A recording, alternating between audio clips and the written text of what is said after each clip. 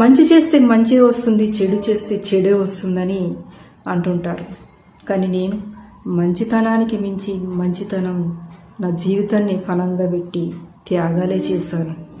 మంచి చేసినా చెడు వచ్చింది, చెడు చేసినా చెడు అనేది నేను ఎవరికి చేయలేదు. చెడు అనేది నాకు నేను చేసుకున్నాను, నాకు నేను ద్రోహం చేసుకున్నాను, నాకు నేను పతనం చేసుకున్నాను. అంతేకాని ఇతరులకు ఇంతవరకు నేను చెడు చెయ్యలేదు. కానీ చివరిగా చాలా లేటుగా తెలుసుకున్నది ఏంటంటే, నాగుపాములకు పాలు పోసి పెంచానని. చాలా లేటుగా గుణపాఠం నేర్చుకున్నాను.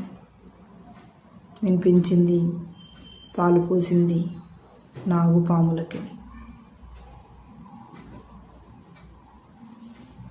చేతులు కాలక ఆకులు పట్టుకోవడం అంటే ఇదే.